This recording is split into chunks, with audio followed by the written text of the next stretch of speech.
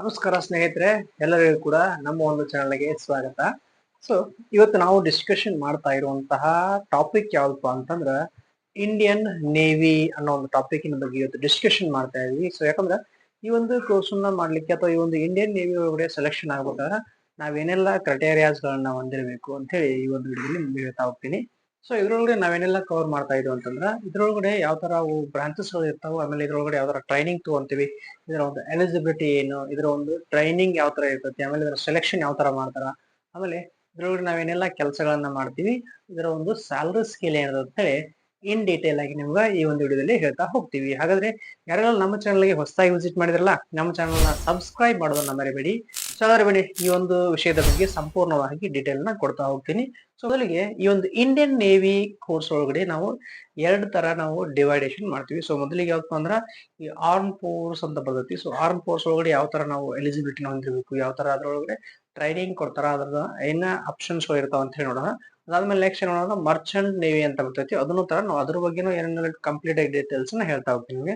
So ಮೊದಲಿಗೆ arm force ಒಳಗಡೆ ನೋಡೋಣ. ಸೊ ಆರ್ಮ್ ಫೋರ್ಸ್ ಒಳಗಡೆ ಇದರ ಎಲಿಜಿಬಿಲಿಟಿ ಬಂದ್ಬಿಟ್ಟು ಏನಿರ್ತದಂದ್ರ, ನೀವು ಇಲ್ಲಿ PUC ಸೈನ್ಸ್ ಒಳಗಡೆ PCM ಅಥವಾ PCMB ಅಥವಾ PCB ಕಾಂಬಿನೇಷನ್ ತಗೊಂಡು ಪಾಸ್ ಆಗಿರ್ಬೇಕಾಗ್ತದೆ PUC ನ.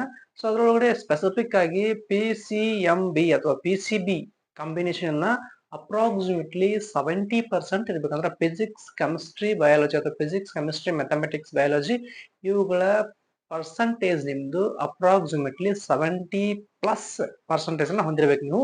ಅದಾದ್ಮೇಲೆ ಜೊತೆಗೆ ಇದರ ಇಂಗ್ಲಿಷ್ ಸಬ್ಜೆಕ್ಟ್ ಪರ್ಸೆಂಟೇಜ್ 50+% ಅನ್ನು ಹೊಂದಿರಬೇಕು. ಅಂದಾಗ ಮಾತ್ರ ನೀವು ಈ ಕೋರ್ಸ್ಗೆ ಎಲಿಜಿಬಲ್ ಆಗ್ತೀರಾ. ಇನ್ನೊಂದು ಎಲಿಜಿಬಿಲಿಟಿ, ನೀವು Indian citizen and also unmarried ಇರಬೇಕು ಒಂದು ಕೋರ್ಸ್ಗೆ ಸೆಲೆಕ್ಟ್ ಆಗ್ಬೇಕಾದ್ರ.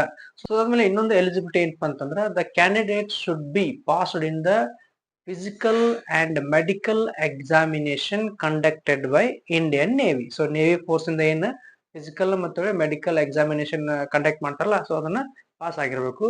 ಸೊ ಇದಾದ್ಮೇಲೆ ಇದ್ರೊಳಗಡೆ ಈ ಒಂದು ಕೋರ್ಸ್ ಮಾಡ್ಲಿಕ್ಕೆ ಯಾವ ತರ ಸೆಲೆಕ್ಷನ್ ಮಾಡ್ತಾರ, ಆಮೇಲೆ ಈ ಒಂದು ಜಾಬಿಗೆ ನೀವು ಅಪ್ರೋಚ್ ಆಗ್ಬೇಕಾದ್ರೆ, ಜಾಬಿಗೆ ನೀವು ಎಲಿಜಿಬಲ್ ಆಗ್ಬೇಕಾದ್ರೆ ನಿಮ್ನ ಯಾವ ತರ ಸೆಲೆಕ್ಷನ್ ಮಾಡ್ತಾರ ಅಂತಂದ್ರ, ಸೊ ಬೇಸ್ಡ್ ಆನ್ ದ ನೀವೇನ್ ಎಂಟ್ರನ್ಸ್ ಎಕ್ಸಾಮ್ಸ್ ಗಳನ್ನ ಬರೀತಿರಲ್ಲ ಈ ಒಂದು PUC ಸೈನ್ಸ್ ಮುಗಿಸಿದ ಮೇಲೆ, ಈ ಒಂದು JEE ಮೇನ್ ಅನ್ನೋ ಒಂದು ಎಕ್ಸಾಮ್ ಅನ್ನ ಬರೀತಿರಲ್ಲ ನೀವು PUC ಸೈನ್ಸ್ ಒಳಗಡೆ. ಸೊ ಆ ಒಂದು ಎಕ್ಸಾಮ್ ಮೇಲೆ ನೀವು ಆಲ್ ಇಂಡಿಯನ್ ರ್ಯಾಂಕ್ ಅಂದ್ರೆ ಎ ರ್ಯಾಂಕ್ ಒಳಗಡೆ ನೀವೇನ್ ಶಾರ್ಟ್ ಲಿಸ್ಟ್ ಆಗಿರ್ತಿರಲ್ಲ, ಆ ಶಾರ್ಟ್ ಲಿಸ್ಟ್ ಒಳಗಡೆ ನಿಮ್ಮನ್ನ ಇಂಟರ್ವ್ಯೂ ತಗೊಂತಾರ. ಯಾರಪ್ಪ ಅಂತಂದ್ರ SSB ಅಂತಂದ್ರ ಸರ್ವಿಸ್ ಸೆಲೆಕ್ಷನ್ ಬೋರ್ಡ್, ಅಂದ್ರೆ ಈ ಒಂದು Indian navy service selection board ಇರ್ತದಲ್ಲ, ಅಲ್ಲಿ ನಿಮ್ಗ ಇಂಟರ್ವ್ಯೂ ತಗೊಂಡು ನಿಮ್ಮನ್ನ ಸೆಲೆಕ್ಟ್ ಮಾಡ್ತಾರ ಈ ಒಂದು ಜಾಬ್ಗೆ, ಇಂಡಿಯನ್ ನೇವಿ ಜಾಬ್. ಸೊ ಆದ್ಮೇಲೆ ಈ ಒಂದು ಜಾಬಿಗೆ ನಾವು ಸೆಲೆಕ್ಟ್ ಆಗಿದೀವಿ, ಇಂಡಿಯನ್ ನೇವಿ ಒಂದು ಕೋರ್ಸ್ಗೆ ನಾವು ಸೆಲೆಕ್ಟ್ ಆಗಿದೀವಿ.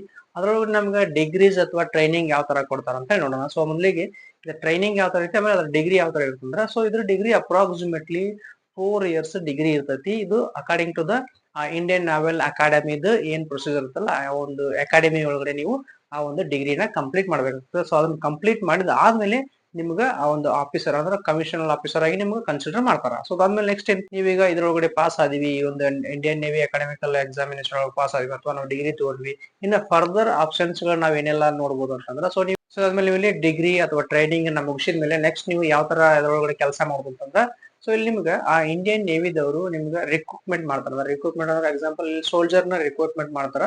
ಸೊ ಇದನ್ನ ಮುಗಿಸಿದ ಮೇಲೆ, ಟ್ರೈನಿಂಗ್ ಮುಗಿಸಿದ ಮೇಲೆ, ಎಕ್ಸಾಂಪಲ್ ಈಗ ಅಗ್ನಿವೀರ್ ಅಂತ ಕೇಳ್ತೀನಿ, ಸೊ ಅಗ್ನಿವೀರ್ ಸೋಲ್ಜರ್ ಆಗಿ ನೀವು ಸೆಲೆಕ್ಟ್ ಆಗ್ಬೋದು ಇಂಡಿಯನ್ ನೇವಿ ಒಳಗಡೆ. ಅದ್ರ ಜೊತೆಗೆ ನೀವು SSR ಅಂತ ಜಾಯ್ನ್ ಆಗ್ಬೋದು, ಅಂದ್ರೆ ಸೀನಿಯರ್ ಸೆಕೆಂಡರಿ ರಿಕ್ರೂಟ್ಮೆಂಟ್ ಒಳಗಡೆ ಕೂಡ ಜಾಯ್ನ್ ಆಗ್ಬೋದು. ಆಮೇಲೆ ನಿಮಗೆ M ಅಂದ್ರೆ ಮ್ಯಾಟ್ರಿಕ್ ರಿಕ್ರೂಟ್ಮೆಂಟ್ ಅಂತ ಬರುತ್ತೆ. ಸೊ ಅದ್ರೊಳಗಡೆ ನೀವು ಸೆಲೆಕ್ಟ್ ಆಗ್ಬೋದು ಆ ಒಂದು ಎಕ್ಸ್ಪೀರಿಯನ್ಸ್ ಆದಂಗ. ಸೊ ನೆಕ್ಸ್ಟ್ ಈಗ ಇದು ಕಂಪ್ಲೀಟ್ ನಿಮ್ಗ ಆರ್ಮ್ ಫೋರ್ಸ್ ನೇವಿ ಸೆಲೆಕ್ಷನ್ ಆಯ್ತು. ಸೊ ನೆಕ್ಸ್ಟ್ ಬರ್ತೇನಪ್ಪ ಅಂದ್ರೆ ಮರ್ಚೆಂಟ್ ನೇವಿ ಒಳಗಡೆ ಯಾವ ತರ ಸೆಲೆಕ್ಟ್ ಮಾಡ್ತಾರೆ ಅಂತ ನೋಡೋಣ. ಸೊ ಇದ್ರೊಳಗಡೆ ಕೂಡ ನೀವು ಇಲ್ಲಿ PUC ಒಳಗಡೆ ಪಾಸ್ ಆಗಿರ್ಲೇಬೇಕು. PCMB ಆಮೇಲೆ PCB ಇದ್ರೊಳಗಡೆ ಕಾಂಬಿನೇಷನ್ ತಗೊಂಡಿರ್ಬೇಕು. ಸೊ ನಾ ಏನಿಲ್ಲಿ ಆರ್ಮ್ ಫೋರ್ಸ್ ಗೆ ಎಲಿಜಿಬಿಲಿಟಿ ಹೇಳಿದ್ನಲ್ಲಿ ನಿಮ್ಗೆ, ಸೊ ಕಂಪ್ಲೀಟ್ ಎಲಿಜಿಬಿಲಿಟಿ ಇದ್ರದ್ದು ಕೂಡ ಸೇಮ್ ಇರ್ತದೆ. ಸೊ ಅದನ್ನ ಹೊರತುಪಡಿಸಿ ಮರ್ಚೆಂಟ್ ಒಳಗಡೆ ಏನೆಲ್ಲ ಆಪ್ಷನ್ಸ್ ಇರ್ತಾವ ಅಂತ ನೋಡೋಣ ಈಗ. ಸೊ ಇಲ್ಲಿ ಮರ್ಚೆಂಟ್ ಒಳಗಡೆ ಯಾವ ತರ ಕನ್ಸಿಡರ್ ಆಗ್ತಂದ್ರ, ಕಮರ್ಷಿಯಲ್ ನೇವಿ ಆಫೀಸರ್ ಆಗಿ ಕನ್ಸಿಡರ್ ಆಗ್ತಾರೆ. ಸೊ ಕಮರ್ಷಿಯಲ್ ಅಂತಂದಾಗ ಏನಾಗುತ್ತೆ ಅಂದ್ರೆ, ನೀವು ಕಮರ್ಷಿಯಲ್ ಕ್ಯಾರಿಯರ್ ಅಂದ್ರೆ focusing on the shipping and global transportation, ಅಂದ್ರೆ ನೀವು ಗ್ಲೋಬಲಿ ಏನಂತಂದ್ರೆ ಟ್ರಾನ್ಸ್ಪೋರ್ಟೇಷನ್ ಒಳಗಡೆ ಇನ್ವಾಲ್ವ್ ಆಗ್ತೀರಾ ನೇವಿ ಆಫೀಸರ್ ಆಗಿ. ಸೊ ಅಂದ್ರೆ ಈಗ ಏನ್ ದೊಡ್ಡ ದೊಡ್ಡ ಶಿಪ್ ಅಥವಾ ಕ್ರೂಸ್ ಇರ್ತಾವಲ್ಲ, ಸೊ ಅದ್ರೊಳಗಡೆ ನೀವು ಆ ಗ್ಲೋಬಲ್ ಅಥವಾ ಇಂಟರ್ನ್ಯಾಷನಲ್ ಶಿಪ್ಪಿಂಗ್ ಅಥವಾ ಇಂಟರ್ನ್ಯಾಷನಲ್ ಟ್ರಾನ್ಸ್ಪೋರ್ಟೇಷನ್ ಒಳಗಡೆ ನೀವು ಎಂಪ್ಲಾಯ್ ಆಗಿ ವರ್ಕ್ ಮಾಡಬಹುದು. ಇದ್ರೊಳಗಡೆ ನೀವು ಜಾಯ್ನ್ ಆದಾಗ ಈ ಒಂದು ಮರ್ಚೆಂಟ್ ಒಳಗಡೆ. ಸೊ ಅದ್ಮೇಲೆ ನೆಕ್ಸ್ಟ್ ಏನಪ್ಪಾ ಅಂತಂದ್ರೆ ನಿಮ್ಗೆ ಆದ್ಮೇಲೆ ನೀವು PUC ಆದ್ಮೇಲೆ ನೀವು ಇಲ್ಲಿ ಒಂದು ಇನ್ನೊಂದು ಅಪ್ಲಿಕೇಶನ್ ಹಾಕ್ಬೋದಾಗಿರ್ತದೆ. ಸೊ ಏನಪ್ಪಾ ಅಂತಂದ್ರ ಪ್ರೀ ಸಿ ಟ್ರೈನಿಂಗ್ ಅಂತ ಹೇಳ್ತಂದ್ರ ಸಿ ಟ್ರೈನಿಂಗ್ ಅಂದ್ರೆ ಶಿಪ್ಪಿಂಗ್ ಯಾವ ತರ ಮಾಡ್ಬೇಕು ಅಥವಾ ಅಂದ್ರೆ ಶಿಪ್ ನ ಯಾವ ತರ ಮೂವ್ ಮಾಡ್ಬೇಕು ಅಥವಾ ಅದ್ರ ಬಗ್ಗೆ ಎಲ್ಲ ಟ್ರೈನಿಂಗ್ ಕಂಪ್ಲೀಟ್ ಟ್ರೈನಿಂಗ್ ಅನ್ನ ಕೊಡ್ತಾರೆ ನಿಮ್ಗೆ. ಅದನ್ನು ಕೂಡ ನೀವು ಅಪ್ಲೈ ಮಾಡಬಹುದು. ಅದಾದ್ಮೇಲೆ ನೆಕ್ಸ್ಟ್ ಈ ಒಂದು ಮರ್ಚೆಂಟ್ ಒಳಗಡೆ, ಸೊ ಮರ್ಚೆಂಟ್ ನೇವಿ ಒಳಗಡೆ ನಮ್ಗೆ ಡಿಗ್ರೀಸ್ ಗಳು ಯಾವ ತರ ಇರ್ತಾವ ಅಂದ್ರೆ, ಸೊ ಇದ್ರೊಳಗಡೆ 3 ತರ ಡಿಗ್ರೀಸ್ ಗಳು ಇರ್ತಾವ. ಸೊ ಮೊದಲನೇ ಕೋರ್ಸ್ ಯಾವ್ದಪ್ಪ ಅಂತಂದ್ರೆ ನೀವು ಡಿಪ್ಲೊಮಾ ನ್ಯೂಟಿಕಲ್ ಸೈನ್ಸ್ ಅಂತ ಅಂದ್ರೆ DNS ಅಂದ್ರೆ ಇದ್ರದ್ದು ಅಪ್ರಾಕ್ಸಿಮೇಟ್ಲಿ ಡಿಪ್ಲೊಮಾದ ಕೋರ್ಸ್ ಡ್ಯೂರೇಷನ್ ಎಷ್ಟು ಅಂದ್ರೆ 1 ವರ್ಷ ಇರ್ತೈತಿ. ಇದರ ಟ್ರೈನಿಂಗ್ 18 ಮಂತ್ಸ್ ಟ್ರೈನಿಂಗ್ ಇರ್ತೈತಿ. ಸೊ ಇದನ್ನ ಮುಗಿಸಿದ ಮೇಲೆ ನೀವು ಡಿಪ್ಲೊಮಾ ಕೋರ್ಸ್ ಅನ್ನ ಕಂಪ್ಲೀಟ್ ಮಾಡಿದಾಗ ನೇವಿ ಒಳಗಡೆ. ಸೊ ಅದ್ಮೇಲೆ ನೆಕ್ಸ್ಟ್ ಬರೋದೇನಪ್ಪ ಅಂದ್ರೆ degree course. So degree course ಅಂದ್ರೆ BSc ನ್ಯೂಟಿಕಲ್ ಸೈನ್ಸ್ ಅಂತ ಬರ್ತೈತಿ. ಸೊ ಅದ್ರೊಳಗಡೆ ನೀವು ಅಪ್ರಾಕ್ಸಿಮೇಟ್ಲಿ 3 ಇಯರ್ಸ್ ನೀವು ಈ ಒಂದು ಕೋರ್ಸ್ ಅನ್ನ ಮಾಡ್ಬೇಕಾಗ್ತದೆ ಆ ಒಂದು ನೇವಿ ಒಳಗಡೆ.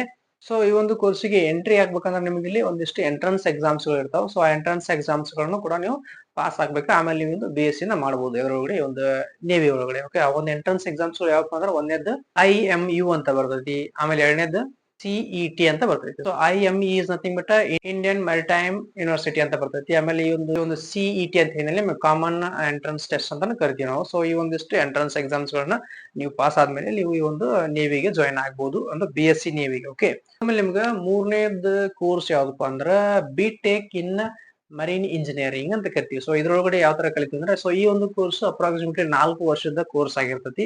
ಸೊ ಇದನ್ನ ಕಲ್ತಾಗ ನಾವು ಆ ಒಂದು ಮರೀನ್ ಸಬ್ ಮರೀನ್ ಆಗಿರ್ಬೋದು ಅಥವಾ ಮರ್ಚೆಂಟ್ ನೇವೀಸ್ ಆಗಿರ್ಬೋದು, ಆ ಶಿಪ್ಸ್ ಗಳು ಇರ್ತಾವಲ್ಲ, ಆ ಶಿಪ್ ಗಳ ಒಳಗಡೆ ಇಂಜಿನಿಯರಿಂಗ್ ವರ್ಕ್ ಏನಿರ್ತಲ್ಲ, ಟೆಕ್ನಿಕಲ್ ವರ್ಕ್ ಏನಿರ್ತಲ್ಲ, ಮಷಿನರಿ ವರ್ಕ್ ಆಗಿತ್ತು ಅಥವಾ ಅದರ ಇನ್ಫ್ರಾಸ್ಟ್ರಕ್ಚರ್ ಅಥವಾ ಡಿಸೈನಿಂಗ್ ಇರ್ತಲ್ಲ, ಅದ್ರ ಬಗ್ಗೆ ಕಂಪ್ಲೀಟ್ ಆಗಿ ಕಲಿತು ಅದ್ರೊಳಗಡೆ ನಾವು ಕೆಲಸ ಮಾಡ್ತೀವಿ. ಸೊ ಇದು ನಿಮ್ಗೆ 4 ವರ್ಷದ ಕೋರ್ಸ್. ಇವು 3 ಕಂಪ್ಲೀಟ್ ಡಿಫ್ರೆಂಟ್ ಕೋರ್ಸ್ ಗಳು ಬರ್ತಾವು ಈ ಒಂದು ಮರ್ಚೆಂಟ್ ನೇವಿ ಒಳಗಡೆ. ಓಕೆ, ಸೊ ಮೊದಲನೇ ಡಿಪ್ಲೊಮೊ, ಆಮೇಲೆ ಬ್ಯಾಚುಲರ್, ಆಮೇಲೆ BTech. ಸೊ ಈ ತರ ನಿಮ್ಗೆ ಡಿಗ್ರೀಸ್ ಗಳು ಬರ್ತಾವು.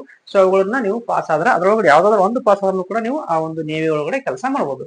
ಸೊ ಇದು ಕಂಪ್ಲೀಟ್ ನಿಮ್ಗ ಆ ಒಂದು ನೇವಿದ್ ಇನ್ಫಾರ್ಮೇಶನ್. ಸೊ ಈ ಒಂದು ಕೋರ್ಸ್ ನ ಮುಗಿಸಿದ ಮೇಲೆ ನಮ್ಗೀಗ ಒಂದು ಸ್ಯಾಲರಿ ಸ್ಕೇಲ್ ಎಷ್ಟಿರುತ್ತೆ ಅಂತ ಕೇಳ್ಬೋದು ನನ್ನ. ಸೊ ಇದ್ರ ಸ್ಯಾಲರಿ ಸ್ಕೇಲ್ ಬಂದ್ಬಿಟ್ಟು ನೀವೇನಾದ್ರೂ ಫ್ರೆಶರ್ ಆಗಿ ಜಾಯ್ನ್ ಆಗಿದ್ರಿ ಅಂದ್ರ, ಇನ್ನು ನೀವು ಟ್ರೈನಿಂಗ್ ಒಳಗಿದ್ರಿ ಅಥವಾ ನಾವು ಡ್ಯೂರಿಂಗ್ ಟ್ರೈನಿಂಗ್ ಒಳಗಿದ್ದಾಗ ಏನಾಗ್ಬೋದು 50K ಇಂದ 85K ಸ್ಯಾಲರಿ ನೀವು ತಗೋಬಹುದು. ಅದಾದ್ಮೇಲೆ ನೀವು ನೆಕ್ಸ್ಟ್ ಏನಪ್ಪಾ ಅಂತಂದ್ರೆ ಥರ್ಡ್ ಅಥವಾ ಸೆಕೆಂಡ್ ಚೀಫ್ ಆಫೀಸರ್ ಆಗಿದ್ರಿ ಅಂದ್ರೆ ನಿಮ್ಗೆ ಅಪ್ರಾಕ್ಸಿಮೇಟ್ಲಿ ಸ್ಯಾಲರಿ ಬಂದ್ಬಿಟ್ಟು ಎಷ್ಟಿರ್ತಂದ್ರೆ 1.5 to 3.5 ಲ್ಯಾಕ್ ಪರ್ ಮಂತ್ ಇರ್ತೈತಿ ನಿಮ್ದು.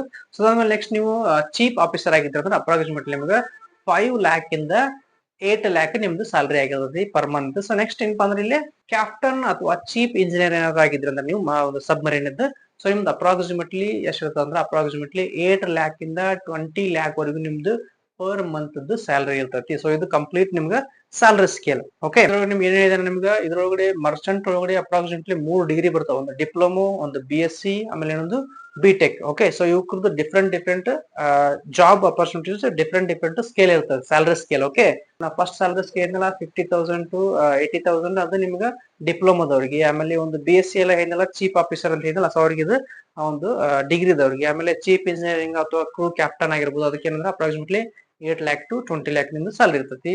ಸೊ ಇದಾಗಿತ್ತು complete information about Indian navy force. So thank you so much for watching. ಅದೇ ರೀತಿ ನಮ್ಮ ಚಾನಲ್ ನ ಸಬ್ಸ್ಕ್ರೈಬ್ ಮಾಡೋದನ್ನ ಮರೆಯಬೇಡಿ.